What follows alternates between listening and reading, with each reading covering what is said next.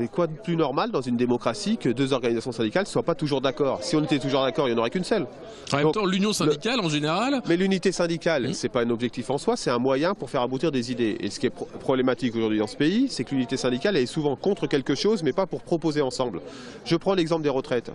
La concertation s'est ouverte. Nous avons remis dès le départ nos propositions au gouvernement, en leur disant voilà où sont nos propositions et pour avoir des droits nouveaux pour les salariés, et voilà où sont nos lignes rouges.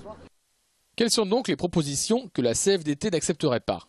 Il est impossible qu'un jour ou l'autre, on ait 45 ans de cotisation et que vous l'acceptiez. Bien sûr, c'est impossible. Et ceci étant, c'est plus d'actualité ce sujet. Ce sujet, il est tranché par la proposition de loi que le gouvernement, le projet de loi que le gouvernement va déposer à l'Assemblée, et qu'on le sait aujourd'hui, c'est 43 ans. Il y a même un engagement du gouvernement de dire qu'on n'ira jamais au-delà. S'il y a un changement de gouvernement. Mais vous savez, il peut se passer 25 000 choses d'ici dans les 20 ans qui viennent. Je crois qu'il faut arrêter d'essayer de faire peur aux gens qui vivent aujourd'hui avec des situations d'il y a dans 30 ans dont on ne mesure pas tous les paramètres. Les jeunes aujourd'hui, leur problème, c'est de trouver un emploi, c'est d'avoir une formation initiale de qualité, c'est de ne pas vivre la précarité.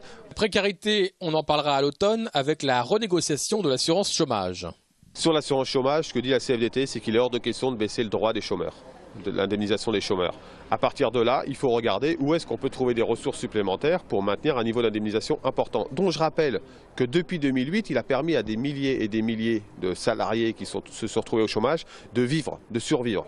Et donc ce serait une grosse bêtise socialement, mais aussi économiquement en termes de croissance, de baisser l'indemnisation des chômages comme certains au MEDEF l'espèrent.